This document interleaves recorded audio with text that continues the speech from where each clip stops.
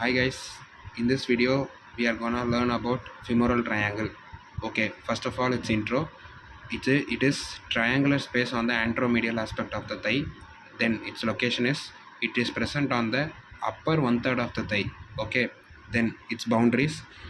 Its base is formed by the inguinal ligament, and its medial border is formed by the lateral border of the adductor longus, and the lateral border is formed by the lateral boundary is formed by the medial border of the sartorius. Once again, base is formed by the inguinal ligament, medial boundary is formed by the lateral border of the adductor longus, and its apex is formed by the meeting point of sartorius and the adductor longus.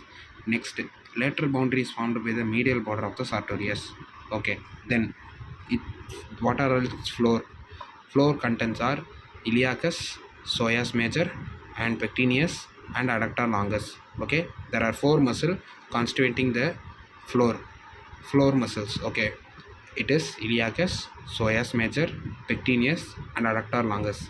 Then its roof is formed by the skin, superficial fascia, and deep fascia.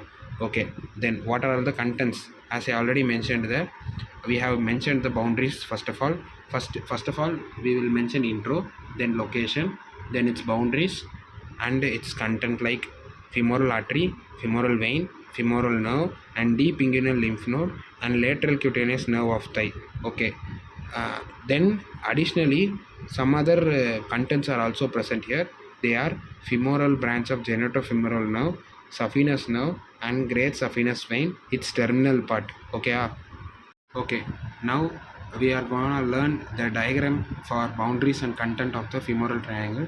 As I already mentioned, femoral nerve, femoral artery, femoral vein are one of the content, and lateral cutaneous nerve of the thigh also one of the content. As I didn't mention there, but we will mention here in the diagram. Then I mentioned sartorius and adductor longus, and deep inguinal lymph node, and femoral branch of genitofemoral nerve here shortly with the femoral artery.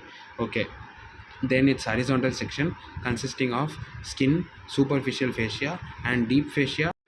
Its modification of the deep fascia forms the fascia lata, which is also known as deep fascia, and modification like cribriform fascia is formed. The fascia lata and cribriform fascia and superficial fascia and skin, it forms the roof of the femoral triangle, and also some other muscles like iliacus, psoas major, pectineus, and adductor longus with femoral artery, femoral vein, and lymph node. Okay, these are all consist of the horizontal section. Then for some mentioning some other content, I am giving some small points about the content present in the femoral triangle, like femoral artery. It is the artery which passes downward and medially. Its superficial branches and deep branches. It consists of superficial branches and deep branches, like superficial epigastric artery, superficial circumflex iliac artery, and superficial external pudendal artery. Then its deep branches consist of profunda femoris artery and deep external pudendal artery, and also it contains muscular branches as a deep branch. Okay. Next is the femoral vein. It is the posterior to artery at the apex, and it is medial to the artery at the base. It is clearly understood when I teach about the adductor canal in detail. Okay, then femoral nerve. It gives two immediate branches like medial and the posterior branches. Then for everything we have to write applied aspects. Without applied aspect we won't get as enough marks in the anatomy. So for this applied aspect I am giving femoral artery pulsation can be felt in the femoral triangle on the medial aspect of the thigh. Okay.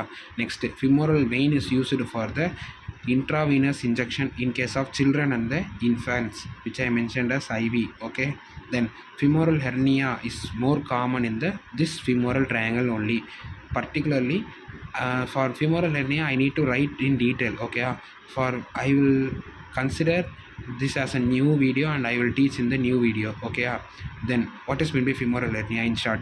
Protrusion of the abdominal content. Okay, this is called as femoral hernia. So that's all about the video. In this video we already learned about the femoral triangle and its location and its content, boundaries, and its some of the content in detail and its applied aspects. So that's all for now. Thank you.